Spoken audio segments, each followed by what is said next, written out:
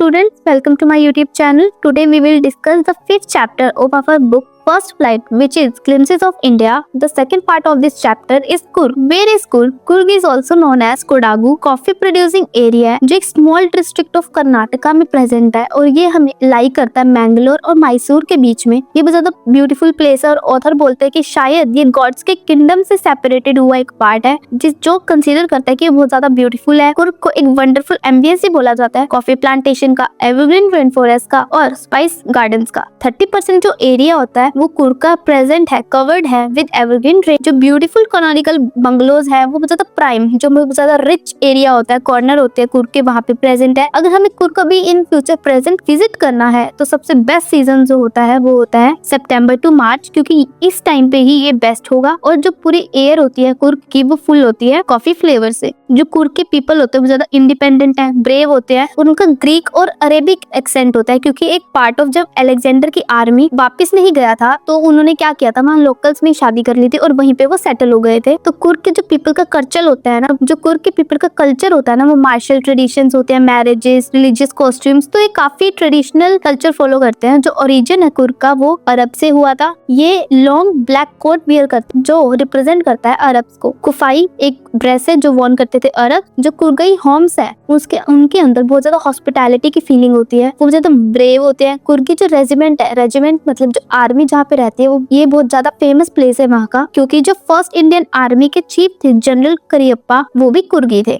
फिर कोडावुस ही ऐसे पीपल होते हैं, कुर्गी पीपल होते हैं जिनको फायर आर्म्स कैरी करना अलाउड होता है और उन्हें लाइसेंस की भी नीड नहीं होती। फिर काफी सारे नेचुरल सीन्स भी हमें देखने को मिलते हैं कुर्ग में जो इंजॉय करते हैं टूरिस्ट, क्योंकि बहुत ज्यादा टूरिस्टी प्लेस है। कावेरी ही यहाँ पे इस पूरे एरिया में एक रिवर है।